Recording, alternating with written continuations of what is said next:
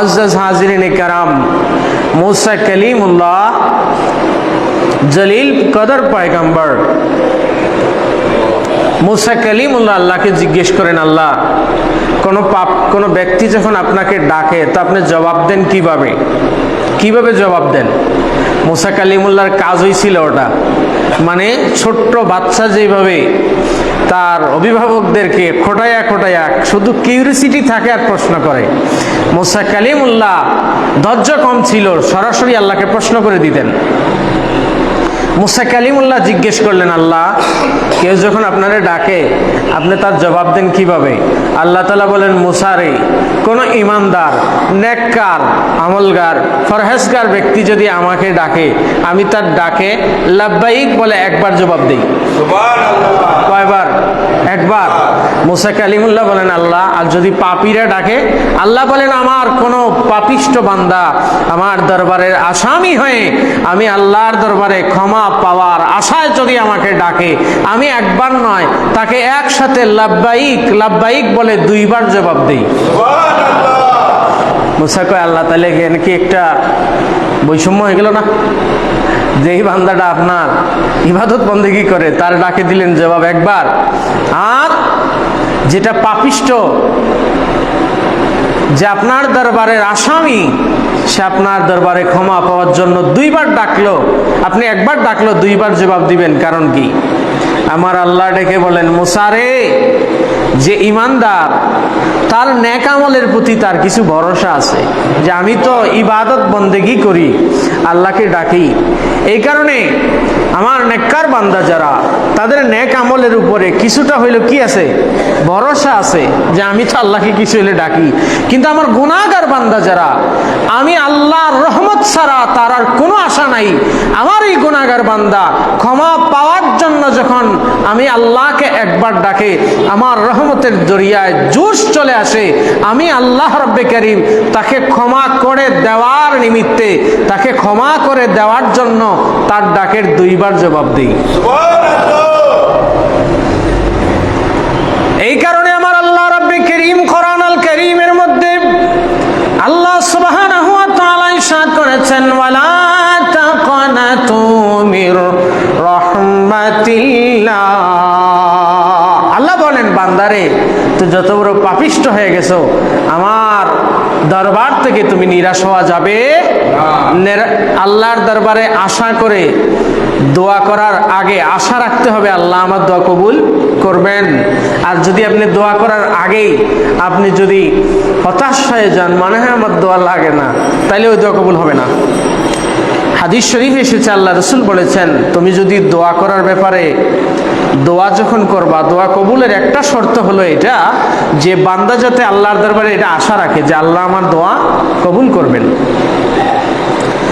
আমার আল্লাহ রাব্বে কারীম কোরআন আল কারীমের মধ্যে আয়াত নাযিল করেছেন, ফাযকুরুনি আযকুরকুম ওয়াশকুরুলি ওয়ালা তাকফুরুন।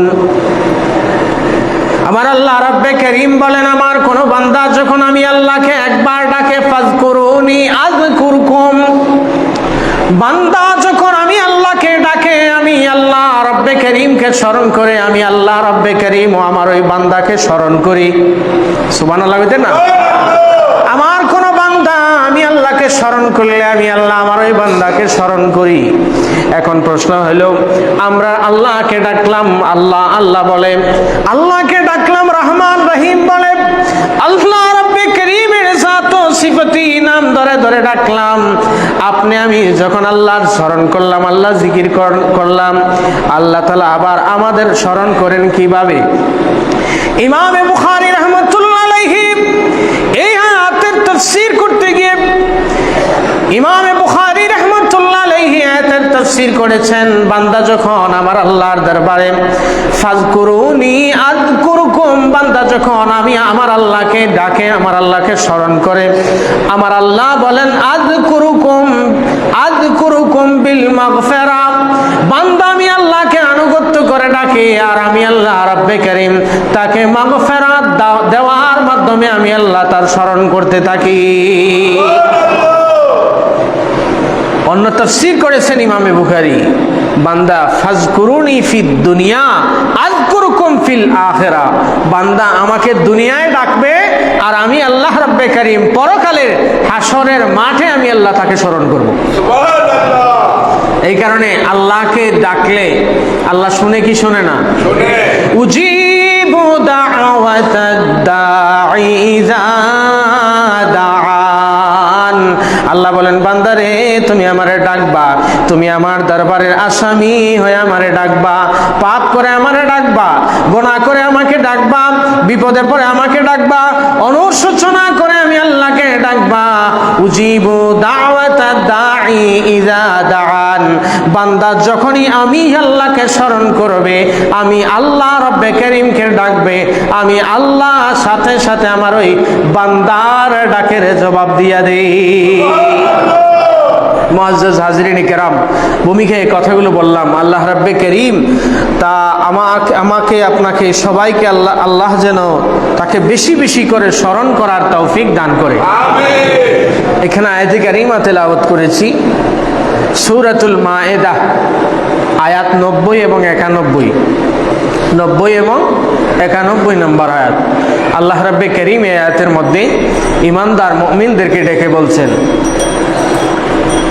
ইয়া আইয়ুহাল্লাযীনা আমানু ইন্নামাল খামরু ওয়াল মাইসিরু ওয়াল আনসাবু ওয়াল আসলাম রিজসুম মিন আমালিশ শাইতান। আমার আল্লাহ রাব্বে কারীম ঈমানদারকে ডাকছেন ইয়া আইয়ুহাল্লাযীনা আমানু। এই আয়াতের মধ্যে আমার আল্লাহ রাব্বে কারীম চারটা গুরুতর অপরাধের কথা বলছেন। জুড়ে বলেন কয়টা?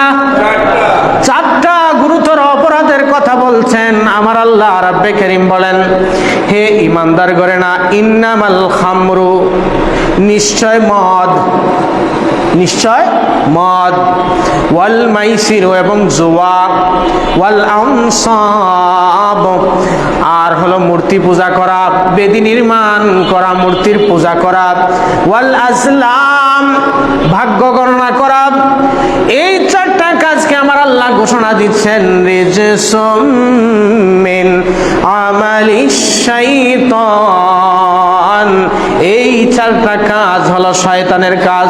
জুড়ে বলেন কার কাজ? আল্লাহ তাআলা বলেন এই চারটা কাজ শয়তানের কাজ। দেখেন আমার আল্লাহ রাব্বে কারীম আয়াতের মধ্যে জুয়া মাদের কথা বলেছেন, মাদক দ্রব্যের কথা বলেছেন, জুয়ার কথা বলেছেন। যেই লোক মদ খায় তাকে আমরা মদখুর বলি, ঠিক কিনা? যেই লোক জুয়া খেলে তাকে আমরা জুয়াখুর বলি।